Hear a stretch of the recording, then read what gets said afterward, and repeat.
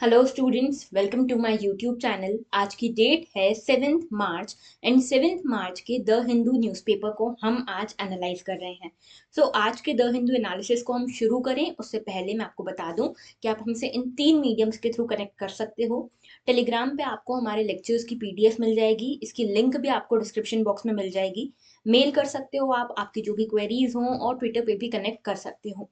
आगे बात करते हैं। देखो, अभी सिर्फ 90 डेज बचे हैं यूपीएससी प्रीलिम्स में, इसीलिए यहाँ पे आपको ट्राई करना है, आप ज़्यादा से ज़्यादा प्रैक्टिस करो प्रीलिम्स की। ओके, तो प्रीलिम्स डोज हम लेकर आते हैं हर रोज़ शाम को 6 बजे। तो आप उसके थ्रू छोटे मोटे जब भी ब्रेक्स लो तब उसके थ्रू भी कर सकते हो। जो भी आपके कंसेप्ट है ना, उसको क्लियर करने की कोशिश करो। और एक तब होंगे जब आप ज़्यादा से ज़्यादा पढ़ाई करोगे और साथ में ज़्यादा से ज़्यादा टेस्ट सॉल्व करोगे। ऑलराइट, आगे बात करते हैं आज के टॉपिक्स की। GS1 में we have nothing for today. GS2 में देखो, इंटरनेशनल रिलेशन से FATF के बारे में पढ़ेंगे, फाइनेंशियल एक्शन टास्क फोर्स के बारे में। रशिया यूक्रेन एस्केलेशन क्या हुआ है, डेवलपमेंट क्या हुआ है, इसको देखेंगे। नेटो के एक्सपेंशन के ऊपर कल एक आर्टिकल आया था, तो उसको हम यहाँ पे देखेंगे डिटेल में। इसके अलावा मेडिकल स्टडीज इन अब्रॉड के बारे में देखेंगे। नॉर्थ कोरियाज रिकॉनेसेंस सैटेलाइट के बारे में देखेंगे। चाइना यूएसए कैलकुलस के बारे में देखेंगे। गवर्नेंस में एक डेमोक्रेसी रिपोर्ट आई है, उसके बारे में बात करेंगे। GS3 में इकोनॉमी में कमोडिटी क्रंच, ये आर्टिकल कल आया था, उसके बारे में देखेंगे। एंड GS4 में we have nothing for today.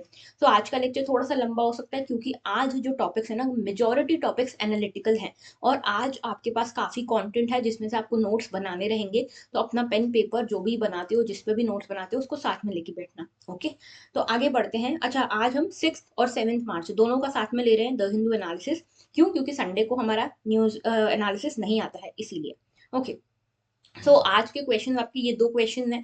ठीक है, ये पॉलिटी से रिलेटेड क्वेश्चन है और I am expecting the answer from you all in the comment section. ठीक है, क्योंकि देखो, अभी एक चीज और मैंने सोचा है स्टार्ट करने का, आपने देखा भी होगा, संडे को हम न्यूज एनालिसिस नहीं लेते, द हिंदू एनालिसिस नहीं लेते। इसकी जगह हम यहाँ पे टेस्ट लेंगे, हर संडे को वीकली टेस्ट लेंगे करंट अफेयर्स का। अब आप लोगों से मुझे एक सजेशन चाहिए कि हम ये टेस्ट किस तरह से लें। जैसे कल मैंने एक रिकॉर्डेड लेक्चर डाला था टेस्ट के ऊपर, वैसे लें। तो मैं उसमें क्या करूं, पहले से पीडीएफ पोस्ट कर दूं हमारे टेलीग्राम चैनल पे, आप लोग उसको सॉल्व करके रखिए। और फिर इस लेक्चर में हम इसको यहाँ पे जो वीडियो के फॉर्म में इसका एक्सप्लेनेशन देख लेंगे, और आप सबके साथ में इसको एक्सप्लेन कर लूंगी। या फिर हम इसको लाइव लें। तो आप मुझे बताओ कि कौन सा फॉर्मेट सही रहेगा टेस्ट, वीकली टेस्ट कंडक्ट कराने का। और अगर लाइव लेना है तो कितने बजे लेना है, इसके भी आप सजेशन देना, उसके बेसिस पे मैं डिसाइड करूंगी। ओके, आगे बात करते हैं। तो देखो, FATF retains Pakistan on it's terror funding grey list. तो यहाँ पे हुआ क्या है, देखो, FATF एक ऑर्गेनाइजेशन है, इंटर गवर्नमेंटल ऑर्गेनाइजेशन है, इंटरनेशनल ऑर्गेनाइजेशन है, जो कुछ चीजों के ऊपर रोक लगाने का काम करती है। जैसे कि मनी लॉन्ड्रिंग, ठीक है, टेरर फंडिंग, इस तरह के जो इवेंट्स होते हैं, इनके ऊपर ये, इन सभी इवेंट्स के ऊपर ये रोक लगाने का काम करती है। और ये कैसे रोक लगाने का काम करती है, ये जो कंट्रीज हैं उनको एक लिस्ट में कैटेगराइज करती है। जो कंट्रीज बिल्कुल भी इनको टेरर फंडिंग नहीं करती, मनी लॉन्ड्रिंग के ऊपर मेजर्स लेती हैं, उसको रोकने के लिए यहाँ पे काम करती हैं, उनको एक अलग लिस्ट में डाला जाता है। जो अभी भी टेरर फंडिंग में इन्वॉल्व हैं और इन सब चीज़ों में इन्वॉल्व है, उनको ग्रे लिस्ट में। और जो अभी बिल्कुल ही नहीं सुन रही, बिल्कुल ही इंटॉलरेंट है, बिल्कुल ही कोऑपरेट नहीं कर रही इंटरनेशनली, तो उनको ब्लैक लिस्ट में। तो डिपेंडिंग अपॉन देयर कैटेगरीज हम उनके बारे में भी देख लेते हैं। पहले हम FATF के बारे में थोड़ा देखते हैं। तो FATF क्या है, एक इंटर गवर्नमेंटल बॉडी है। इंटर गवर्नमेंटल बॉडी है, कब बनी थी, 1989 में बनी थी, during the G7 summit in Paris. तो पेरिस में G7 समिट हो रही थी 1989 में, तब ये इंटर गवर्नमेंटल बॉडी बनी थी FATF नाम की। इसका काम ये था कि एक कंट्री की anti money laundering, anti terror financing frameworks को जज करेगी, स्ट्रेंथन करेगी। और जो भी कंट्रीज हैं, जैसे मान लो इंडिया है, इंडिया में मनी लॉन्ड्रिंग के अगेंस्ट कौन कौन से लॉज हैं, प्रॉपरली इंप्लीमेंट हो रहे हैं या नहीं हो रहे हैं, इंडियन गवर्नमेंट वो उसके लिए प्रॉपरली काम कर रही है या नहीं कर रही है, इसको देखेगी। और साथ में इसको स्ट्रेंथन करने की कोशिश करेगी। ठीक है, जैसे अभी पाकिस्तान को ग्रे लिस्ट में क्यों डाला गया है, कि पाकिस्तान यहाँ पे मनी लॉन्ड्रिंग को रोकने के लिए ज्यादा मेजर्स नहीं ले रहा है, ठीक है, टेरर फाइनेंसिंग को रोकने के लिए ज्यादा मेजर्स नहीं ले रहा है। तो ये सारी चीजें होती है। ऑब्जेक्टिव इसका ये है कि ये इफेक्टिव इम्प्लीमेंटेशन करेगी लीगल, रेगुलेटरी और ऑपरेशनल मेजर्स का फॉर कॉम्बैटिंग मनी लॉन्ड्रिंग। तो मनी लॉन्ड्रिंग को रोकने के लिए ये सारे मेजर्स की बारे में बात की जाएगी, इनको रेगुलेट किया जाएगा, इनका लीगल तरीका, इनका ऑपरेशनल तरीका प्रॉपरली यहाँ पे वर्क हो रहा है या नहीं हो रहा है, इसके ऊपर ध्यान दिया जाएगा। साथ में इंटरनेशनल फाइनेंशियल सिस्टम की इंटीग्रिटी को तो कोई थ्रेट नहीं है, ये भी चेक करेगी FATF, ठीक है। हेडक्वार्टर्स कहाँ है इसके? पेरिस में है, पेरिस में ही ये बना था, पेरिस में ही इसके हेडक्वार्टर्स हैं। और इसके हेडक्वार्टर्स जो हैं वो इस OECD हेडक्वार्टर्स में ही हैं, यानी कि organisation for economic cooperation and development के सेक्रेटेरिएट में ही, इनके हेडक्वार्टर्स पे ही इसके हेडक्वार्टर्स भी हैं, ठीक है। मेंबर कंट्रीज देखो 39 मेंबर कंट्रीज हैं, और साथ में 2 रीजनल ऑर्गेनाइजेशंस भी हैं, एक तो है यूरोपियन कमीशन और दूसरी है गल्फ कोऑपरेशन काउंसिल, ठीक है। और साथ में India is a member of FATF, याद रखना India is a very important member of FATF। इस बार के यूपीएससी प्रीलिम्स में you can expect lot of questions from international relations because of this Russia Ukraine issue, ठीक है। तो international bodies जितनी भी होती है ना, ये बहुत इंपॉर्टेंट हो जाती हैं आप सभी के लिए फॉर दिस यूपीएससी प्रीलिम्स 2022। तो जो भी अटेम्प्ट कर रहे हैं इंटरनेशनल बॉडी एक भी मत छोड़ना, ठीक है, सब कुछ उसके बारे में आपको पता होना चाहिए। आगे बात करते हैं, देखो इसकी 3 लिस्ट है, 2 लिस्ट है सॉरी, ग्रे लिस्ट है और ब्लैक लिस्ट है। ग्रे लिस्ट जो है वो उसमें वो कंट्रीज आती हैं जो सेफ हेवन कंसिडर की जाती हैं for supporting terror funding and money laundering. तो जो भी ऐसा लगता है FATF को, जब भी लगता है कि 2-3 कंट्रीज हैं जो कि मनी लॉन्ड्रिंग को, टेरर फंडिंग, टेरर फाइनेंसिंग को सपोर्ट कर रही हैं, ठीक है, हालांकि वो फेस पे तो कह रहे हैं कि नहीं हम नहीं कर रहे, लेकिन जो लगता है कि सपोर्ट कर रही हैं उनको ग्रे लिस्ट में डाला जाता है, ठीक है। इसमें बेसिकली सिर्फ वार्निंग होती है, इसमें कोई सैंक्शंस नहीं लगते, सिर्फ वार्निंग होती है, ठीक है। तो पाकिस्तान जो है आज ग्रे लिस्ट में है, ओके। ब्लैक लिस्ट कौन सी होती है? इसमें नॉन कोऑपरेटिव कंट्रीज आती हैं या टेरिटरीज आती हैं।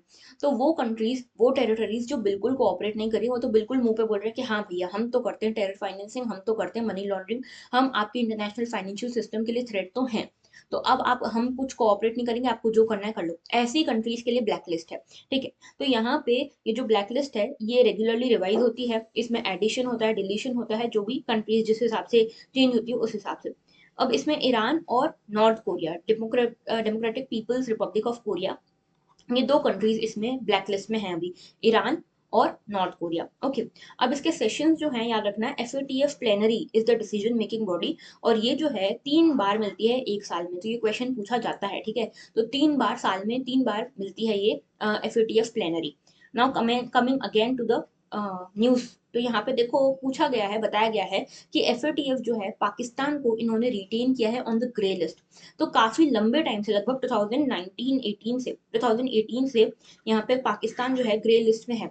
अब पाकिस्तान काफी सारे एफर्ट्स कर रहा है, मेजर्स ले रहा है कि हमको इससे बाहर निकाला जाए, लेकिन अभी तक भी पूरे मेजर्स ये नहीं ले पाया है, क्योंकि इतनी ज्यादा टेरर फंडिंग यहाँ से होती है, इतनी ज्यादा मनी लॉन्ड्रिंग यहाँ से होती है, ठीक है। तो इसीलिए अभी भी FATF में शामिल है पाकिस्तान। हालांकि 34 पॉइंट्स पे इनको एक्शन लेना था, जिसमें से 32 पॉइंट्स पे ही ये एक्शन ले पाए हैं, इसीलिए अभी भी इनको ग्रे लिस्ट में ही रखा गया है, ओके।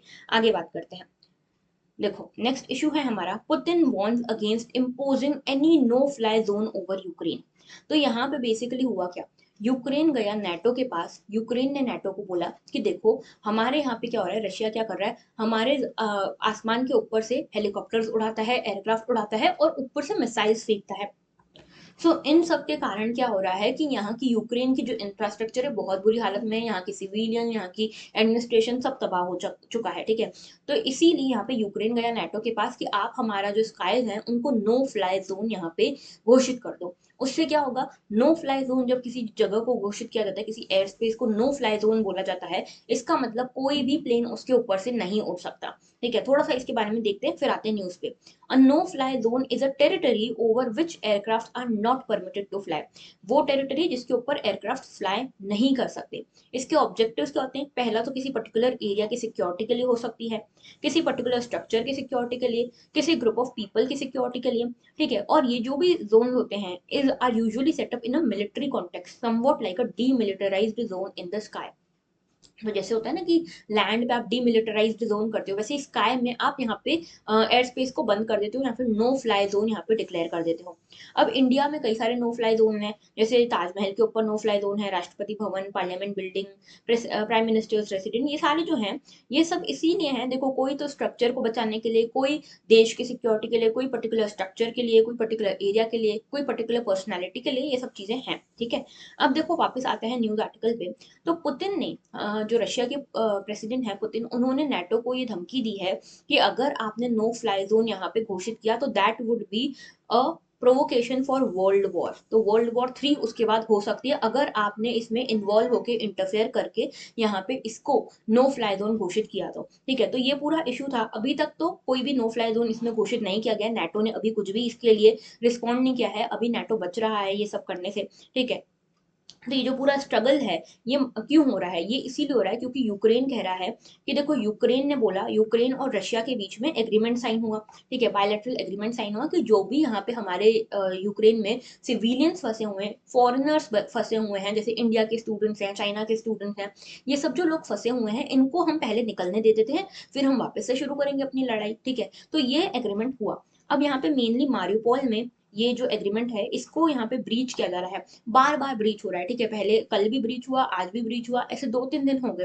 तो यहाँ पे यूक्रेन जो है उन्होंने रोक लगा दी कि नहीं, अब हम यहाँ पे सिविलियंस को यहाँ पे इवैक्यूएट नहीं करने देंगे, जितने भी फॉरेनर्स हैं उसको इवैक्यूएट नहीं करने देंगे, क्योंकि यहाँ पे रशिया अभी भी बमबारी करता जा रहा है। ये कहना है यूक्रेन का। रशिया कह रहा है कि नहीं, हमने तो स्पेस दी है खुली हुई कि आप यहाँ पे इवैक्यूएट कीजिए, यहाँ पे यूक्रेन ही उनको इवैक्यूएट नहीं होने दे रहा, ठीक है। तो यहाँ पे दोनों एक दूसरे के ऊपर इल्जाम लगा रहे हैं, लेकिन एक्चुअल में नो फ्लाई जोन आपको पता होना चाहिए, थोड़ी सी डेवलपमेंट बतानी थी इसीलिए मैंने ये रखा। अच्छा, इसके अलावा आईएमएफ जो है इसने भी ये कहा है, इंटरनेशनल मॉनेटरी फंड ने भी ये कहा है कि जो ये पूरा वॉर हो रहा है ना, इसका इकोनॉमिक इम्पैक्ट बहुत ज्यादा बड़ा हो सकता है, बहुत सीरियस हो सकता है, क्योंकि इससे काफी अनसर्टनिटीज आ रही हैं, ना सिर्फ पॉलिटिकल स्फेयर में बल्कि इकोनॉमिक स्फेयर में भी। तो हर सेक्शन ऑफ द वर्ल्ड, ठीक है, हर कंट्री को यहाँ पे इसका भुगतान करना पड़ेगा because of this battle, because of this war, okay.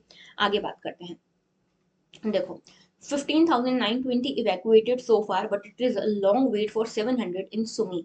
तो हमारे देश में ऑपरेशन गंगा के चलते हमारे देश के कई कई सारे स्टूडेंट्स को वहां से इवैक्यूएट कर लिया गया है। कहाँ से? यूक्रेन से। तो यहाँ पे अभी लगभग 15,920 स्टूडेंट्स को यहाँ से इवैक्यूएट कर लिया गया है। अभी बचे हैं 700 स्टूडेंट्स। और सुमी एक सिटी है यूक्रेन में जहाँ पे ये 700 स्टूडेंट्स फंसे हुए हैं, और इनको बाहर कैसे लाया जाए इसकी अभी बातचीत चल रही है, ठीक है, कि इनको कैसे लाया जाए।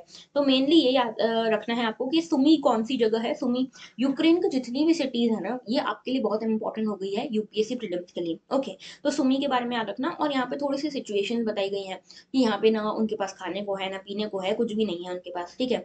और जैसा कि इन्होंने वादा किया था यूक्रेन और रशिया ने कि हम यहाँ पे एक स्पेस देंगे, अपनी बैटल को रोकेंगे, अपनी वॉर को रोकेंगे, और यहाँ पे स्पेस देंगे इवैक्यूएशन के लिए फॉर द सिविलियंस, लेकिन एक्चुअल में ऑन ग्राउंड ऐसा कुछ नहीं हो रहा है, ठीक है। Mariupol ceasefire fails to hold again. तो यहाँ पे कोई सीज फायर अभी फॉलो नहीं हो रही है। रशिया अपने अटैक कर रहा है, वहां से यूक्रेन भी अपने अटैक कर रहा है, ठीक है। तो cease fire on actual terms नहीं हुई है अभी तक भी, ओके। अच्छा, नेक्स्ट आर्टिकल है मिशन क्रीप ऑन नेटो एक्सपांशनिज्म। तो बेसिकली ये क्या बता रहा है, ये आर्टिकल बहुत इंपॉर्टेंट है, इसमें से आपको पॉइंट्स जरूर नोट डाउन करने हैं ना। देखो इसमें क्या बताया गया है। नेटो है क्या? नेटो आपको अभी तक पता चल ही गया होगा बहुत अच्छे से। तो नेटो क्या है? नेटो एक ऑर्गेनाइजेशन है, स्पेशली इसको यूएस हेड करता है, और ये बनी थी वर्ल्ड वॉर 2 के बाद, ठीक है। वर्ल्ड वॉर 2 के बाद जो यूरोप था दो गुटों में यहाँ पे डिफरेंशिएट हो गया था, दो गुटों में बट गया था। एक था वेस्टर्न यूरोप, एक था ईस्टर्न यूरोप। तो यहाँ पे वेस्टर्न ईस्टर्न यूरोप के ऊपर खींचातानी चल रही थी। एक साइड पे था यूएस, एक साइड पे था सोवियत यूनियन। दोनों जो थे वो यहाँ पे इसको खींचातानी कर रहे थे कि किसको मैं अपनी साइड ले लूं। तो इसलिए नेटो बनाया गया, यूएस ने नेटो बनाया, उसके बाद यहाँ पे रशिया ने भी अपने कुछ यहाँ पे डिसीजन लिए, कुछ पैक्ट वगैरह बनाए। तो इसके बारे में ये पूरा आर्टिकल है कि नेटो जो है, नेटो में आप मुझे बताना कमेंट सेक्शन में नेटो में कितने मेंबर्स हैं, ठीक है। ये बताना कमेंट सेक्शन में कितने मेंबर्स हैं आज की डेट में। तो नेटो का किस तरह से एक्सपांशनिज्म बढ़ रहा है, और क्या एक अलग डायमेंशन है इस रशिया यूक्रेन वॉर को देखने का, वो भी हम यहाँ पे देखेंगे। तो देखो बेसिकली हुआ क्या कि हमको पता है यूक्रेन के ऊपर जो रशिया ने ये इन्वेजन किया, उसका सबसे ज्यादा ट्रिगरिंग पॉइंट क्या था? ट्रिगरिंग पॉइंट ये था कि यूक्रेन बार बार जा रहा था नेटो की तरफ, यानी कि यूक्रेन बार बार जा रहा था यूएस के पास बोलते हुए कि हमको नेटो में शामिल कर लो। यूएस भी बार बार आ रहा था यूक्रेन के पास कि आप आ जाओ नेटो में, ठीक है। तो ये जो था ये ट्रिगरिंग पॉइंट था रशिया के लिए, पुतिन के लिए, कि उन्होंने इन्वेड किया यूक्रेन के ऊपर। अब देखो, यहाँ पे मैं कुछ चीजें बता दूं। जैसे कि वर्ल्ड वॉर 2 जब खत्म हुई, तो यहाँ पे जो यूरोप था वो इस तरह से बट गया, पूरा पूरा यूरोप इस तरह से। आधा जो था ये सोवियत यूनियन बन गया, ठीक है, सोवियत यूनियन ये पिंक वाला, और ये जो ग्रीन वाला था ये वेस्टर्न यूरोप था। अब इनके ऊपर खींचातानी थी, क्योंकि सोवियत यूनियन तो एक साइड था ही, लेकिन जो ये वेस्टर्न यूरोप था इसके ऊपर ज्यादा खींचातानी थी। अब देखो, ये जो जर्मनी आपको दिख रहा है, जर्मनी भी दो हिस्सों में डिवाइडेड था, एक था वेस्टर्न जर्मनी, एक था ईस्टर्न जर्मनी।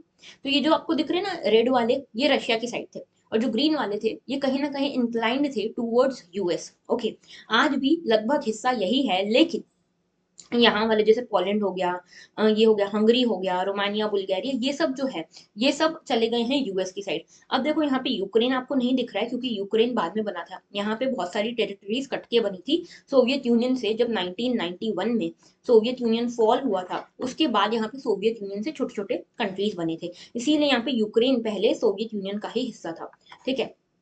अब देखो हुआ क्या, नॉर्मल भाषा में समझते हैं। रशिया जो है, रशिया जो है, रशिया को क्या था कि जैसे मान लो कि दो टीम हैं, ठीक है, दो लीडर्स हैं, दो टीम हैं। अब एक लीडर है ए, एक लीडर है बी, ठीक है, एक लीडर है ए, एक लीडर है बी।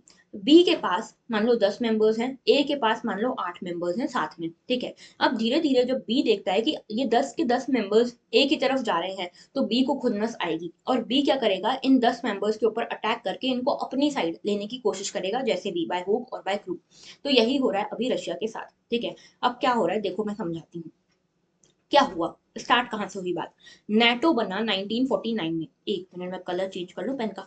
तो नेटो बना 1949 में, ठीक है। 1949 में ये बना तब जब वर्ल्ड वॉर 2 खत्म हो चुका था और कोल्ड वॉर जैसा एरा शुरू हो रहा था, ठीक है।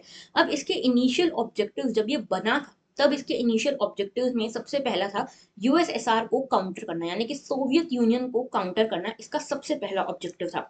इसके लिए इन्होंने 3 ऑब्जेक्टिव्स कैसे बताए, कि एक तो हमको जो सोवियत का एक्सपांशनिज्म है उसको हमको रोकना है। सोवियत का एक्सपांशनिज्म मतलब कि जो रशिया अपने आप को, जो यूएसएसआर को एक्सपांड कर रहा था दूसरी दूसरी कंट्रीज तक, इसको ये रोकना चाहते थे नेटो। दूसरा था नेशनलिस्टिक मिलिटरिज्म इन यूरोप को रोकना, ठीक है। तो यहाँ पे इनका कहना था कि जो यूरोप में झगड़े हो रहे हैं, वर्ल्ड वॉर हो रही है यूरोप की कंट्रीज के बीच में, तो मिलिटरिज्म जो हो रहा है इसको हम डिस्करेज करना चाहते हैं नॉर्थ अमेरिका की प्रेजेंस लाकर। मतलब क्या कर रहा था यूएस, कि हम अपनी प्रेजेंस यहाँ पे लाएंगे, हम यहाँ पे शांति प्रमोट करेंगे, आप सब हमारी साइड आ जाओ, जिससे कि आपको मिलिट्रिज्म उठाने की जरूरत नहीं पड़ेगी, मिलिट्रिज्म परफॉर्म करने की जरूरत नहीं पड़ेगी। तीसरी चीज इन्होंने बोला कि यूरोपियन पॉलिटिकल इंटीग्रेशन चाहते हैं, कि पूरा का पूरा यूरोप जो है एक साथ हो जाए, ये बटके ना रहे यूरोप, ठीक है। तो यही चीज थी। अब देखो यूरोप ही क्यों इतना यहाँ पे हाईलाइटेड हो रहा था, क्योंकि जो वर्ल्ड वॉर हुई थी उसमें जो सबसे ज्यादा कंट्रीज इन्वॉल्व थी वो यूरोप की ही थी, ठीक है। तो यूरोप के बीच में ही ये वॉर थी जो वर्ल्ड वॉर बनी आगे जाके, ठीक है। क्यों ऐसा, क्योंकि यूरोप ही उस टाइम पे इतना डेवलप्ड हुआ करता था। जो डेवलप्ड है वो तो लड़ाई करेगा ना, जो खुद ही यहाँ पे गरीबी का शिकार है वो क्या किसी से लड़ाई करेगा। तो यहाँ पे इसीलिए वर्ल्ड वॉर हुई, ठीक है। और उसके बाद ये 3 ऑब्जेक्टिव से नेटो बना। इसके बाद अभी क्या बोलता है नेटो, नेटो बोलता है कि हमारा पहले हो सकता है कि ऐसा इंटेंशन हो नेटो बनाने का कि हम यहाँ पे यूएसएसआर को काउंटर करना चाहते हैं, लेकिन आज की डेट में हमारा कोई इंटेंशन ऐसा नहीं है। नेटो अब ये कहता है, ठीक है, ये कहते हैं कि अब हमारा इंटेंशन है military cooperation and collective defence. तो हम अब चाहते हैं कि जितने भी मेंबर्स हों हम यहाँ पे नेटो में, उन सबके बीच में एक मिलिट्री कोऑपरेशन रहे, कलेक्टिव डिफेंस रहे ना। यहाँ पे नेटो ये बोलता है कि आर्टिकल 5 आप हमारा देखिए, ये इसी की बात करता है। आर्टिकल 5 बोलता है कि मान लो यहाँ पे ये ABCD, ये नेटो के मेंबर्स हैं, ठीक है। इतने ही मेंबर्स हैं, मान लो कितने मेंबर्स हैं वो आप मुझे बताओगे कमेंट सेक्शन में।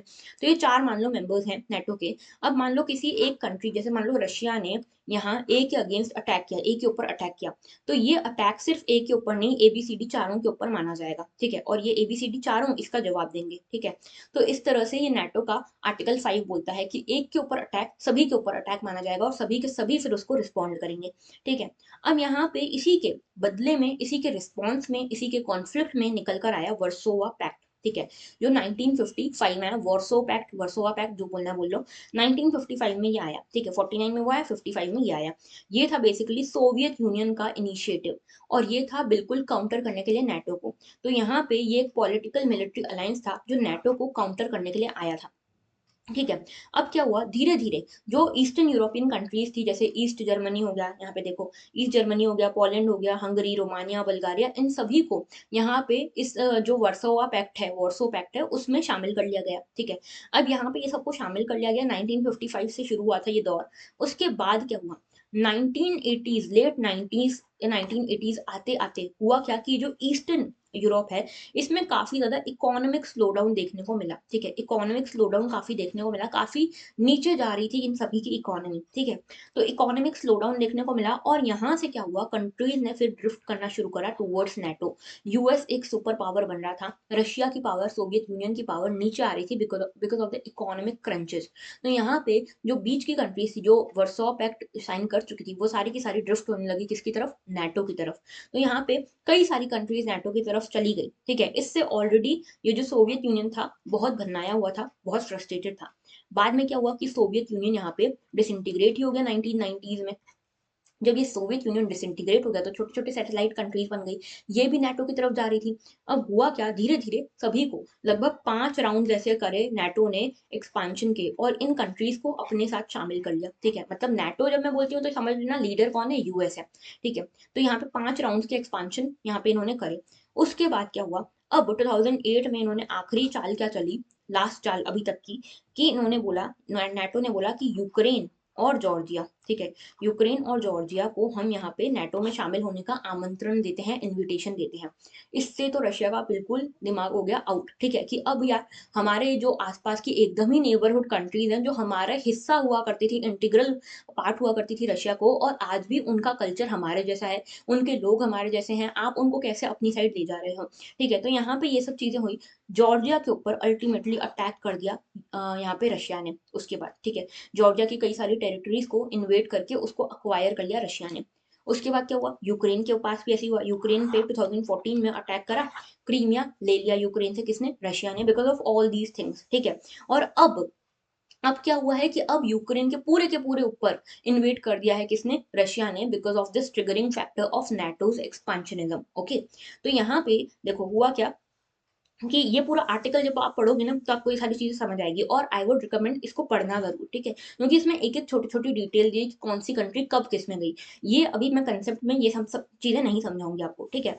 अब देखो यहाँ पे क्या हुआ कि रशिया क्या सेंसिटिव हो गया है नेटो के एक्सपांशन को लेकर, तो हाँ बिल्कुल सेंसिटिव हो गया है, तभी इसने यूक्रेन के ऊपर अटैक किया, जॉर्जिया के ऊपर अटैक किया, और अब फिर से एक अलार्म बेल बजी, और यहाँ पे यूक्रेन के ऊपर, पूरे के पूरे यूक्रेन के ऊपर इन्वेट किया है रशिया ने, ओके। अब देखो यहाँ पे क्या नेटो ने अपना प्रॉमिस तोड़ा, यहाँ पे वायलेट किया। तो देखो नेटो ने ये वादा किया था कि हम अब ज्यादा एक्सपांशनिज्म नहीं करेंगे, हमारा एम एक्सपांशनिज्म का है ही नहीं। लेकिन यहाँ पे नेटो धीरे धीरे धीरे धीरे करके एक्सपांड करता गया अपने आप को। अब नेटो ये कहता है कि यहाँ पे मैं अपने आप को मॉडर्नाइज कर रहा हूँ, ठीक है, ये नेटो कहता है, कि यूएस कहता है हम अपने नेटो को मॉडर्नाइज कर रहे हैं, इसलिए नए नए कंट्रीज को भी हम आने दे रहे हैं। लेकिन रशिया के एक्सपर्ट्स कहते हैं, रशिया के और इनफैक्ट कई सारे इंटरनेशनल रिलेशंस के एक्सपर्ट्स ये कहते हैं कि कंट्रीज को शामिल करना एक्सपांशनिज्म इज नॉट अ मॉडर्नाइजेशन, ठीक है। मॉडर्नाइजेशन और एक्सपांशनिज्म में डिफरेंस होता है। तो बेसिकली यही चीज है यहाँ पे कि नेटो का इंटेंशन क्या है, उसके ऊपर रशिया को काफी सस्पिशन है, और इसीलिए ये सारी वॉर हो रही है। तो नेटो के एक्सपेंशनिज्म के बारे में आपको पता होना चाहिए। यूपीएससी में वर्ल्ड हिस्ट्री है, वर्ल्ड हिस्ट्री में ये क्वेश्चन पूछा जा सकता है, ओके, इंटरनेशनल रिलेशन में भी पूछा जा सकता है। आगे बात करते हैं, कमोडिटी क्रंच। तो बेसिकली क्या हो रहा है इसमें, देखो कमोडिटी क्रंच की जब बात करते हैं तो बेसिकली ये वही चीज है, रशिया यूक्रेन वॉर, ठीक है, रशिया यूक्रेन वॉर से शुरू हुआ ये चीज, रशिया के ऊपर सैंक्शंस लग रहे हैं।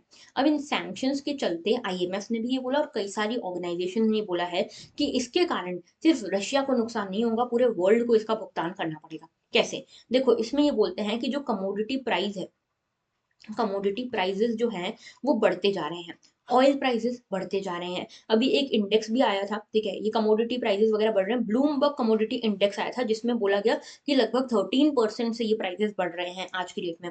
अगर हम बात करें ब्रेंट क्रूड ऑयल की, तो इसका जो रेट है वो आज की डेट में $120 पर बैरल हो गया है, ठीक है, जो कि बहुत ज़्यादा है, ठीक है। $120 पर बैरल एक टाइम हुआ करता था जब 70s 80s 90s में चलता था, ठीक है, इतना चलता था। स्टार्टिंग जब रशिया यूक्रेन वॉर स्टार्ट हुआ था तो ये $103 बिलियन था, अब देखो 120 हो गया है, ठीक है। आप देख रहे होगे सेंसेक्स भी कंटिन्यूसली नीचे जा रहा है, क्यों? क्योंकि कमोडिटी प्राइसेस वगैरह बहुत हाई हो गए हैं। अब देखो इसमें कमोडिटी प्राइसेस क्यों शूट कर रहे हैं, ठीक है। पहली चीज, सप्लाई चेन में डिसरप्शन है, ठीक है, सप्लाई चेन में है डिसरप्शन, ठीक है। सप्लाई चेन में डिसरप्शन क्यों है? क्योंकि जब रशिया यूक्रेन के बीच में ये इश्यूज चल रहे हैं, ठीक है, तो रशिया और यूक्रेन कई सारी चीजें एक्सपोर्ट करते हैं। जैसे रशिया आपको पता है गैस ऑयल करता है, यूक्रेन यहाँ पे वीट वगैरह चीजें करता है, ठीक है। पैलेडियम है, ये रशिया यहाँ पे एक्सपोर्ट करता है। तो ये सारी चीजें जो है, इन सब कमोडिटीज के ऊपर यहाँ पे रोक लग गई है, सप्लाई नहीं कर पा रहे लोग, तो सप्लाई चेन में डिसरप्शन, यानी कि सप्लाई जा रहा है नीचे। उसके अलावा दूसरी चीज ये है क्योंकि यहाँ पे लोग जो है दूसरी कंट्रीज जो है वो खरीद भी नहीं रही है रशिया से सामान, इस डर से कि कहीं यूएस उनके ऊपर सैंक्शन ना लगा ले। तो ये भी एक है सैंक्शंस का डर। इसके कारण भी सप्लाई चेन में इशू है। तीसरी चीज, यहाँ पे बैंक्स के ऊपर, बैंक्स को, कई सारी रशियन बैंक्स को स्विफ्ट सिस्टम से बाहर निकाल दिया गया है। स्विफ्ट से बाहर निकाल दिया, इसका मतलब कि रशिया में कोई इन्वेस्ट नहीं कर सकता, रशिया से कोई आपकी जगह पे इन्वेस्ट नहीं कर सकता, तो स्विफ्ट सिस्टम से इनको बाहर निकाल दिया गया है। इसके अलावा चौथी चीज, लॉजिस्टिक डिफरेंसेस भी बहुत है, ठीक है, लॉजिस्टिक डिफिकल्टीज भी बहुत है कि रशिया से सामान आएगा तो आएगा कैसे, ठीक है, तो क्योंकि ये वॉर जोन डिक्लेयर हो चुका है, तो यहाँ से सामान आएगा जाएगा कैसे, एक्सपोर्ट इम्पोर्ट कैसे होगा, ये भी एक चीज है। इसके साथ साथ देखो यहाँ पे एक इशू ये भी है कि अभी, ये देखो यहाँ पे फिफ्थ इशू ये भी है कि यहाँ पे क्या हुआ था कि अभी पैंडेमिक आया था, पैंडेमिक जैसे ही खुला उसके बाद यहाँ पे लोग जो है एकदम से उन्होंने काम करना शुरू किया, लोगों के हाथ में आने लगा पैसा, पैसा आने के कारण क्या हुआ, डिमांड भी बढ़ने लगी। डिमांड बढ़ने का दूसरा कारण ये भी था कि यहाँ पे आफ्टर कोविड गवर्नमेंट ने अपनी वेलफेयर स्कीम्स बढ़ाई, गवर्नमेंट ने फिस्कल स्टिमुलस डाला, ठीक है, पैसा डाला, लिक्विडिटी डाली मार्केट में, इसके कारण भी लोगों के हाथ में पैसा आया, तो डिमांड यहाँ पे भी बढ़ी। तो डिमांड बढ़ रही है, सप्लाई कम हो रहा है, ओके। इसके अलावा देखो यहाँ पे जो इन्फ्लेशन है वो भी बढ़ रहा है, ठीक है। उसके अलावा सेवंथ चीज ये है कि यहाँ पे देखो, एक तो रशिया ने मना कर दिया, रशिया से हम ले नहीं सकते सप्लाई, वो कर नहीं सकता।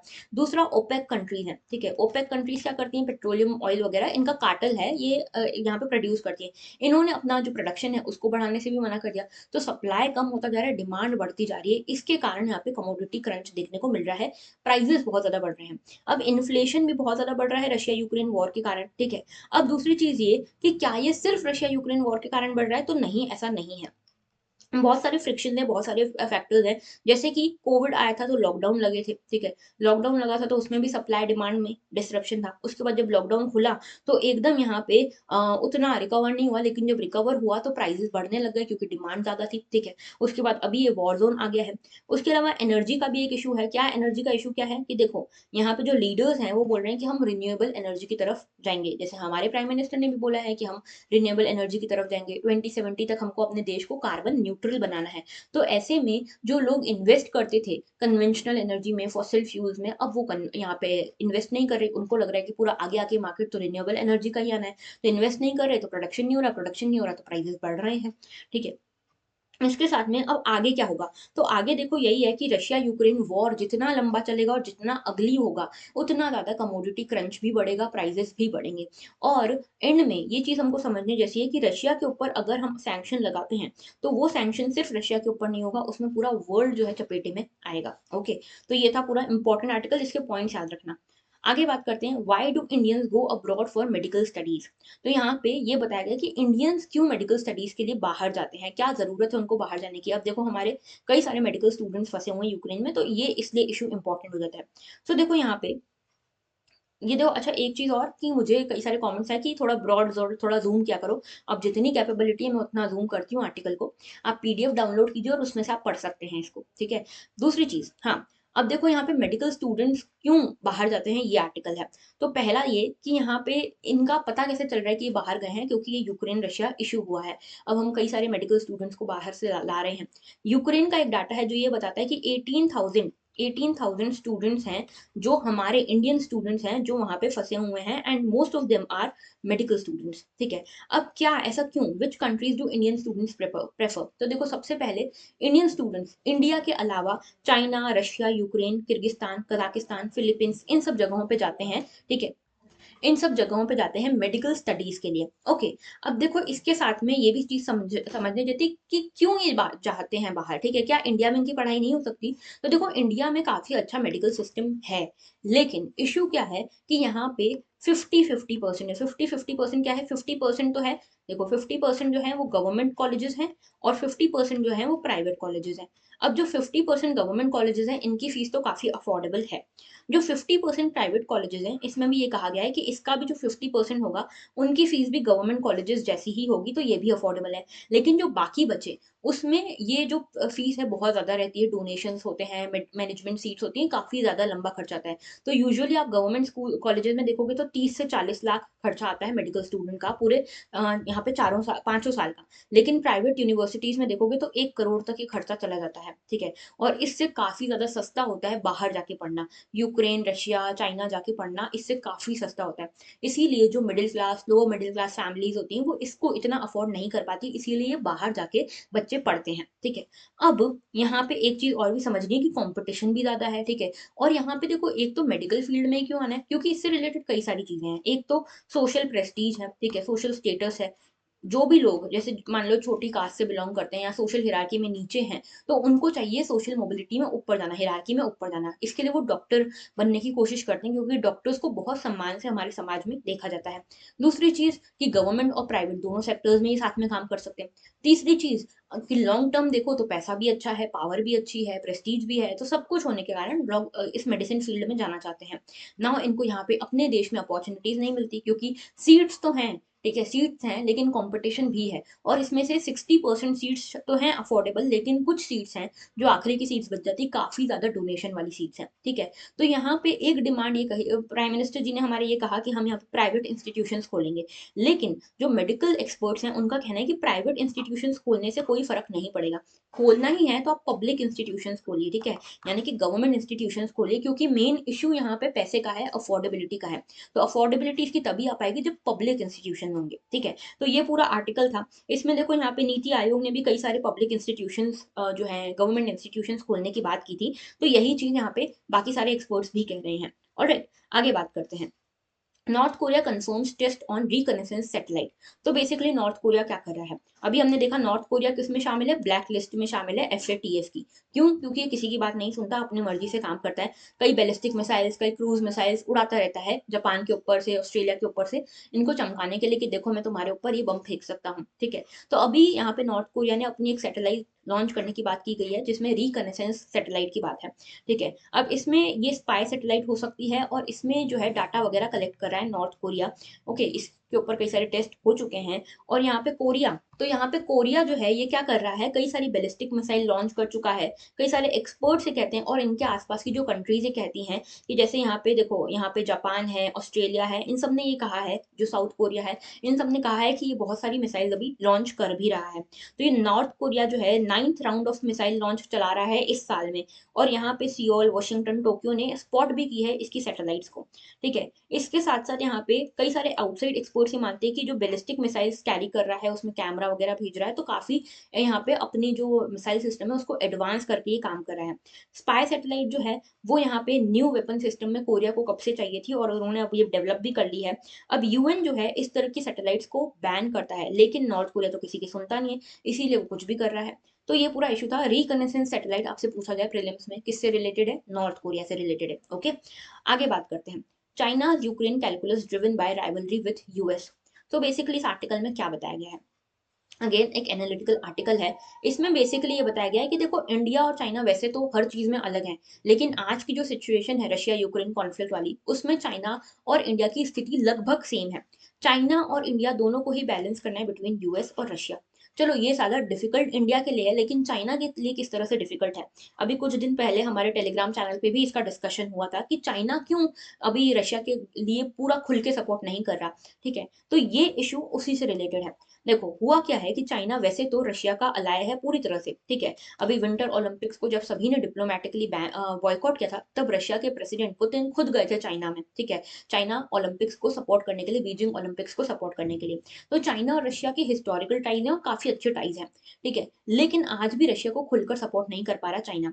हालांकि रशिया के लिए ये कहा है चाइना ने कि देखो नेटो जो है, यूएस जो है काफी प्रोवोक कर रहा है इनको, बार बार एक्सपांड करने की बात करता है अपने आप को, तो खुद रशिया को ये प्रोवोक कर रहा है। दूसरा ये कहते हैं कि नेटो जब अपने आप को एक्सपांड कर रहा था तो उसको कॉन्सिक्वेंसेस का सोचना चाहिए था। रशिया तो बेचारा अपनी सिक्योरिटी को लेकर यहाँ पे कंसर्न है, ठीक है। तो ये सब चीजें रशिया के लिए बोली है। लेकिन इतने सारे जो रेजोल्यूशंस पास हुए यूएनएससी के, यूएनएचआरसी के, ये सब जो रेजोल्यूशंस पास हुए उसमें चाइना ने एब्सटेन किया instead of openly supporting Russia. Okay, अब ऐसा क्यों किया? एक तो ये चाहते हैं रशिया का सपोर्ट करना, ठीक है, लेकिन ये ओपनली क्यों सामने नहीं आ पा रहे? क्योंकि एक तो ऑलरेडी यूएस के साथ दुश्मनी चल रही चाइना की। चाइना नहीं चाहता यूएस के साथ दुश्मनी को और एस्केलेट करना, क्योंकि वो किसी के भी फेवर में नहीं होता। देखो, जब आप किसी से दुश्मनी करते हो तो वो किसी के भी फेवर में नहीं होता, सभी के अगेंस्ट जाता है, आपके भी अगेंस्ट और सामने वाले के भी अगेंस्ट, ठीक है। तो यहाँ पे एक तो इशू ये है। दूसरी चीज ये कि यहाँ पे चाइना अपने आप को पोर्ट्रे करना चाहता है एज अ सुपर पावर, ठीक है, कि मैं यूएस की जगह ले सकता हूँ, मैं पोटेंशियल सुपर पावर हूँ, ये चाइना यहाँ पे पोर्ट्रे करना चाहता है। अब यूक्रेन में सबको दिख रहा है कि रशिया ने बहुत अटैक किए हैं, सिविलियंस के ऊपर अटैक हो रहे हैं। तो अगर चाइना अब यहाँ पे खुल के रशिया का सपोर्ट करेगा तो क्या दिखेगा कि देखो चाइना तो बायस्ड है, अपने अलाइज का सपोर्ट करता है, लोगों से इसको कोई फर्क नहीं पड़ता। तो यहाँ पे सुपर पावर बन पाएगा क्या? नहीं बन पाएगा। सुपर पावर वो होता है जैसे घर में सबसे बड़ा एल्डर जो होता है ना, जो सही डिसीजन ले, जस्टिस करे, वो होता है सुपर पावर। अब ये अपने आप को पोटेंशियल सुपर पावर भी दिखाना चाहता है। साथ में ये क्या कर चाहता है कि इसकी इकोनॉमी पे भी कोई फर्क ना पड़े। तो इन सभी कारणों के लिए चाइना जो है यहाँ पे यूक्रेन का खुल के सपोर्ट भी नहीं कर पा रहा और रशिया का भी खुल के सपोर्ट नहीं कर पा रहा। तो बैलेंस करना अब यूएस और रशिया के बीच में इंपॉर्टेंट हो गया चाइना के लिए। सेम स्थिति इंडिया की भी है, ठीक है। अभी यहाँ पे चाइना फोकस कर रहा है अपने स्टूडेंट्स को इवैक्यूएट करने के लिए, जैसे इंडिया कर रहा है। तो बहुत कम पॉइंट्स होते हैं जहाँ पे इंडिया और चाइना साथ में आते हैं, लेकिन यहाँ पे चाइना और इंडिया साथ में है। ओके, आगे बात करते हैं। देखो, ये पूरा आर्टिकल मैं आपको समझा चुकी हूँ। नेक्स्ट है हमारा आज का आखिरी article, democracies on the slide. तो एक रिपोर्ट आई है। देखो, I personally do not agree with this report, लेकिन आपको सारे डायमेंशंस पता होने चाहिए, इसीलिए ये रिपोर्ट मैं आपको समझा रही हूँ, बता रही हूँ, ठीक है। अब देखो, ये रिपोर्ट जो है ये स्वीडन के एक इंस्टीट्यूट है जिसका नाम है वी डेम इंस्टीट्यूट, ठीक है। इसकी ये रिपोर्ट है जिसका नाम है डेमोक्रेसी रिपोर्ट 2022। इसके हिसाब से इन्होंने डेमोक्रेसीज को जज करने के लिए ये रिपोर्ट बनाई है कि कितने रैंक पे किस डेमोक्रेसी को हमको रखना चाहिए। तो इन्होंने इंडिया को एक इलेक्टोरेट ऑटोक्रेसी कहा है, ठीक है। यानी कि ऑटोक्रेसी कौन सी होती है? जिसमें कुछ लोग यहाँ पे अपनी मनमानी करते हैं, टायरेनी चलाते हैं। डेमोक्रेसी कौन सी होती है? जिसमें सारे के सारे लोग इन्वॉल्व होकर रिप्रेजेंट करते हैं, पॉलिटिकल पार्टिसिपेशन होता है, ठीक है। तो कुल मिला के इन्होंने लगभग 1679 कंट्रीज को रैंकिंग दी है, जिसमें इंडिया को 93rd रैंक मिली है, ठीक है। तो जो सबसे ऊपर रैंक मिलेगी उसको कहेंगे लिबरल डेमोक्रेसी। चार कैटेगरीज है, ठीक है। इसमें एक होगी लिबरल डेमोक्रेसी, ठीक है। दूसरा होगा यहाँ पे इलेक्टोरल डेमोक्रेसी, तीसरी होगी इलेक्टोरेट ऑटोक्रेसी और चौथी होगी क्लोज्ड ऑटोक्रेसी, ठीक है। तो ये कहा है इंडिया ने कि यहाँ पे जो इंडिया है, ये जो रिपोर्ट है इसने ये कहा है कि इलेक्टोरल ऑटोक्रेसी है इंडिया। इंडिया की डेमोक्रेसी बहुत पीछे है, इनफैक्ट पीछे है नेपाल, श्रीलंका, पाकिस्तान से भी। अब आप खुद सोचो, पाकिस्तान जो खुद ही टेरर फंडिंग होती है और खुद ही उनके यहाँ फटाके फूटते हैं, अभी कुछ दिन पहले हुआ था एक बॉम्ब ब्लास्ट, ठीक है। तो यहाँ पे इस तरह की डेमोक्रेसी कौन सी है जो इंडिया से भी बेटर है? हमारे एटलीस्ट ये सब तो नहीं होता, ठीक है। एंड एटलीस्ट ये चीज है कि हमारे यहाँ पे तो चलो ठीक है, कोई भी किसी भी तरह के सिचुएशन हो, चाहे किसी भी चीज को, किसी भी ग्रुप को टारगेट करे, किसी भी इंडिविजुअल को टारगेट करें, जो भी करें, ठीक है। एटलीस्ट हम यहाँ पे बोलने की आजादी है, हमारे यहाँ पे फ्रीडम ऑफ एक्सप्रेशन है, हम खुल के ये कहते हैं कि हम प्राउडली ये कहते हैं हम एक सेकुलर डेमोक्रेटिक रिपब्लिक नेशन है, ठीक है। हम अपने आप को इस्लामिक नेशन, हम अपने आप को हिंदू नेशन तो कहते नहीं, ठीक है। हम यहाँ पे कोशिश करते हैं कि हम सभी को साथ में लेकर चले। और हाँ, ठीक है, गलतियां हर गवर्नमेंट से, हर इससे होती है, लेकिन यहाँ पे पॉइंट ये है कि आप क्या रिफॉर्म के लिए तैयार हो या नहीं हो, ठीक है। आप क्या यहाँ पे लोगों को इन्वॉल्व करने के लिए तैयार हो या नहीं हो। अभी भी देखो अच्छा काम ही कर रही है हमारी गवर्नमेंट। एंड एक चीज याद रखना, देखो, आप यूपीएससी का अगर एस्पिरेंट हो तो थोड़ा सा वाइजली सोचो, मेच्योर तरीके से सोचो। कैसे? कि आपको यहाँ पे आगे जाके परमानेंट एग्जीक्यूटिव बनना है, तो जो भी गवर्नमेंट होगी आपको उसका साथ देना है, ठीक है। तो point is not about the political party, point is about the government is representing us, ठीक है। तो ये इसीलिए जो प्राइम मिनिस्टर है, आप उसको किसी पॉलिटिकल पार्टी से उनको कनेक्ट मत करो। आप ये देखो कि he is our prime minister, okay. तो आपको उस तरह से देखना है, क्योंकि आगे जाके आप पॉलिटिकली न्यूट्रल ही होना है आपको। एंड ये चीज अगर आप जितनी जल्दी अपनी पर्सनैलिटी में में इनकलकेट कर लोगे, इंटरव्यू में आपको उतना फायदा मिलेगा, क्योंकि इंटरव्यू में इसी तरह के कंट्रोवर्शियल क्वेश्चंस आपसे पूछे जाएंगे। फॉर एग्जांपल आपसे पूछा जाए कि डेमोक्रेसी रिपोर्ट जो आई है 2022 की वी डेम की, ये जो है ये बोलती है कि इंडिया 97 नंबर पे 93rd नंबर पे है डेमोक्रेसी में, और इंडिया को इलेक्टोरल ऑटोक्रेसी कह रहे हैं। आप इससे कहाँ तक सहमत हैं? ठीक है, तो अब रिपोर्ट तो है, फैक्ट भी है, अब आपको आपकी कंट्री को इलेक्टोरल ऑटोक्रेसी कहा गया है, आप क्या करोगे? आप अगर बिल्कुल ही कट्टर समर्थक या कट्टर अपोजर बन जाओगे किसी पॉलिटिकल पार्टी की, तो यहाँ पे आप प्रॉपरली आंसर नहीं कर पाओगे। इसीलिए इसको इनकलकेट करो अपने अंदर, पॉलिटिकल न्यूट्रलिटी को, and understand you do not have to support any political party, but you have to support the government. Okay, तो ये चीज समझ में आना चाहिए। अब ये देखो यहाँ पे जो डेमोक्रेसी है, डेमोक्रेसी को जज करने के लिए इन्होंने कुछ कुछ पैरामीटर्स लिए हैं, लेकिन उन पैरामीटर्स से भी ज्यादा इन्होंने जोर दिया है एक्सपर्ट्स की राय पे। अब ये एक्सपर्ट्स कौन होंगे, अब ये आप सोच लो। ठीक है, मुझे देखो यहाँ पे ये जो चीज है, यहाँ पे लिखा है कि एक्सपर्ट्स के रिलायबलनेस पे इन्होंने जोर दिया है, इनके जजमेंट पे, इनके जजमेंट पे ज्यादा जोर दिया गया है। सो बेसिकली अब आप देखो, ये स्वीडन का इंस्टीट्यूट है, स्वीडन को ही नंबर 1 पे रखा गया है डेमोक्रेसी में। उसके अलावा देखो यहाँ पे स्वीडन के अलावा नॉर्वे हो गया, स्कैंडिनेवियन कंट्रीज हो गई, न्यूजीलैंड हो गया, इसको टॉप पे रखा गया है लिबरल डेमोक्रेसीज में। उसके अलावा सबसे उसके बाद में कई सारी चीजें कही गई, यहाँ पे दो फिनोमिनास बताए गए हैं, ऑटोक्रेटाइजेशन, ठीक है, और दूसरा है डेमोक्रेटाइजेशन। तो यहाँ पे ये कह रहे हैं कि लगभग कुछ कंट्रीज हैं, लगभग 16 कंट्रीज हैं जिसमें डेमोक्रेटाइजेशन हो रहा है, 15-16 कंट्रीज हैं जो डेमोक्रेटाइजेशन की तरफ बढ़ रही हैं, यानी कि सभी को साथ में लेकर इन्वॉल्व करके चल रही हैं। और कुछ देश हैं, लगभग 32 से ज्यादा देश हैं जिसमें ऑटोक्रेटाइजेशन हो रहा है, जो पहले डेमोक्रेसी थे अब ऑटोक्रेसी बन रहे हैं, क्योंकि यहाँ पे देखो मिलिट्री कू बढ़ रहा है। वैसे हर साल में लगभग 1.2 मिलिट्री कूज होते थे, इस बार 6 मिलिट्री कू हुए हैं। यहाँ पे म्यांमार में, चड में, गिनी में, माली में, ये सभी क्या हो गई हैं, अब ऑटोक्रेटिक कंट्रीज हो गई हैं। उसके अलावा अभी सबसे ज्यादा नंबर ऑफ कंट्रीज जो हैं वो इलेक्टोरल ऑटोक्रेसीज हैं। उसके बाद यहाँ पे है नेक्स्ट नंबर पे क्लोज ऑटोक्रेसीज। ठीक है, तो ये यहाँ पे इशू है। अच्छा, अब यहाँ पे इंडिया के बारे में जो मैंने बताया आपको, 93rd नंबर पे इनको कहा गया है, और ये बोल रहे हैं कि जो सबसे ज्यादा ऑटोक्रेटाइजेशन हो रहा है सभी कंट्रीज का, नॉट जस्ट फॉर इंडिया, इसमें ये देखो ये चीज है हमको नोट करने जैसी, कि यहाँ पे toxic polarisation is one of the cause. ठीक है, यहाँ पे हम पोलराइजेशन कर रहे हैं ना, जो अपनी कंट्रीज को, अपनी सोसाइटीज को जो डिवाइड कर रहे हैं सेक्शन में, that is one of the cause of this autocratisation. ठीक है, तो यहाँ पे क्या हो रहा है, इलेक्टोरल विक्ट्रीज हो रही है एंटी प्लूरलिस्ट लीडर्स की। तो हमारी जैसे इंडिया है, India is a pluralist country, लेकिन कई सारे इवेंट्स ऐसे होते हैं जिसमें हम एंटी प्लूरलिस्ट हो जाते हैं, हम चाहते हैं कि सिर्फ एक ही ग्रुप, एक ही जो कैटेगरी है वो यहाँ पे हो, ठीक है, पूरे देश में। तो ये होती है एंटी प्लूरलिस्ट टेंडेंसीज, तो इसको हमको रोकना है। ठीक है, उसके साथ साथ यहाँ पे पॉलिटिकल पोलराइजेशन भी रहता है, जैसे आप सिर्फ एक ही पार्टी को ज्यादा लहर चल जाती जब एक ही पार्टी की, तो वो भी खतरा हो जाती कभी कभी डेमोक्रेसी के लिए, क्योंकि एक पार्टी जब बहुत स्ट्रांग हो जाएगी, बिल्कुल स्ट्रांग हो जाएगी, तो दूसरी पार्टी को मौका नहीं मिलेगा और फिर वो पार्टी ऑटोक्रेटिक हो सकती है। ठीक है, इसके अलावा मिस इन्फॉर्मेशन, फेक न्यूज वगैरह के थ्रू भी यहाँ पे ये ऑटोक्रेटाइजेशन बढ़ता है। साथ में जब फ्रीडम ऑफ एक्सप्रेशन डिक्लाइन होता है, और यहाँ पे जब सिविल सोसाइटी का पार्टिसिपेशन कम होता है या सिविल सोसाइटी को सप्रेस करने की कोशिश होती है, ये कुछ फैक्टर्स हैं जिसके कारण ऑटोक्रेटाइजेशन बढ़ रहा है। तो ये पॉइंट्स आप नोट कर सकते हो, एक तो टॉक्सिक पोलराइजेशन, दूसरा है यहाँ पे मिस इन्फॉर्मेशन या फेक न्यूज, तीसरा है यहाँ पे सिविल सोसाइटीज का सप्रेशन, चौथा है फ्रीडम ऑफ एक्सप्रेशन का सप्रेशन, और पांचवा है एंटी प्लूरलिस्ट टेंडेंसीज। ठीक है, ये इंपॉर्टेंट है। नाउ कल के questions, which one of the following is the reason why astronomical distances are measured in light years? Science and tech से रिलेटेड क्वेश्चन था, इसका आंसर होगा D, speed of light is same.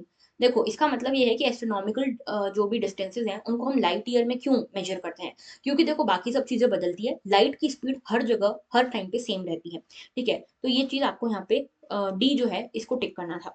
Next है, with reference to recent development regarding recombinant vector vaccine consider the following.